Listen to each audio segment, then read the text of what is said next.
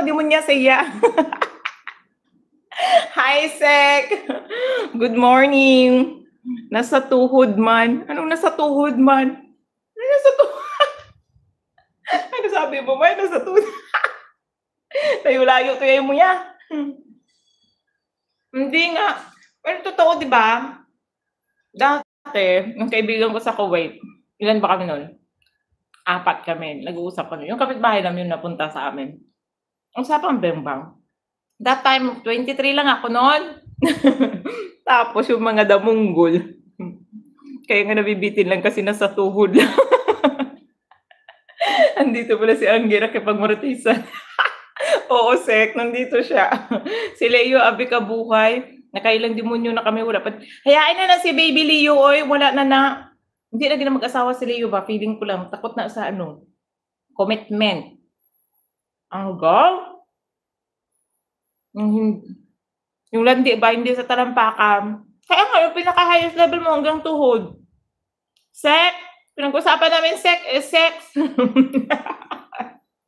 Sek, hindi mo gusto mabago yung pangalan mo, Sek. Princess, good morning. About the mamoy. Hanggang tuhod lang yung libog niya, walang pinta. Naalala ko yung sabi ni ate nila. Ano daw siya?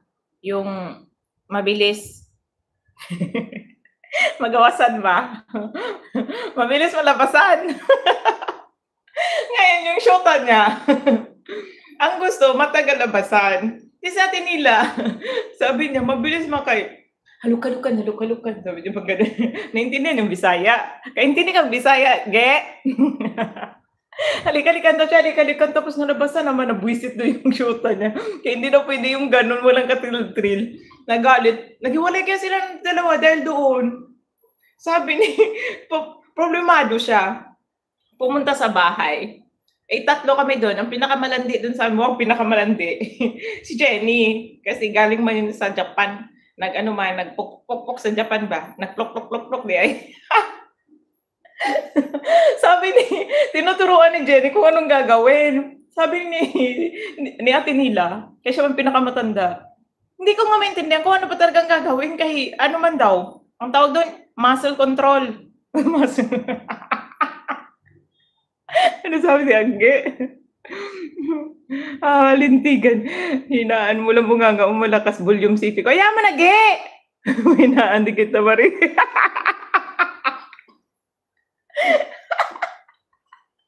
Wisit. Jessa Espiso, good morning. Mahina lang to, Ge. Alam nga bulungan kita. Tapos, tinuturuan ni Jenny kung anong gagawin. Sabi ni ate nila, kasi di ba naghiwalay nga sila. Sabi natin nila dun sa boyfriend niya, last chance daw. Last chance. Yung siya pa nanghingi ng last chance. Gagawin na daw niya yung tinuro sa kanya kasi meron daw siyang bagong kaalaman. Sabi nga nun, ang gaga nga nila. Hindi man nakayanan. Yung last chance, wala pa din. Iyak siya pabalik. Pagkasunod na araw, umiiyak pa din siya kasi iniwan na daw talaga siya. Kaya hindi daw niya nakayanan. Sabi niya, ano kaya kung mayroon ba daw iti-take na vitamins? Ano ba daw? Ang dami ko talagang tawa sa kanya. Kasi si Ate Joy, dalaga pa. Ako that time, may anak na ako pero wala naman akong alam alam niyo naman kung anong story ko kung ba't ako nagkaanak. Ngayon, sabi ko, wala naman akong alam sa ganyan-ganyan ka eh. Hindi ko alam. Gago na mausapan kasi si Jenny. Sobra-sobra naman, uy. Pero nakapag-asawa talaga siya hapon. Yung pala siya sa maliit. Kalark eh. Kaya nga ako nag-airpods, Madam Anggi. Kaya nga kapag mabilis oo nga, Ge. Ako naman ang tagal. Si Jo ang bilis kaya hindi. Wala. Wala. Tuyo pa siya. Wala na gid ni. Kasi hindi pa ka makabing ba. Baka ganun talaga pag matanda na. Okay, wala pa may 40 si Jo. Nakilala ko ilang taon pa lang siya nun. Feeling ko yung libog niya naiwan sa sa kabataan. Pasmado kasi bunganga nito. Buti 'di naka-connect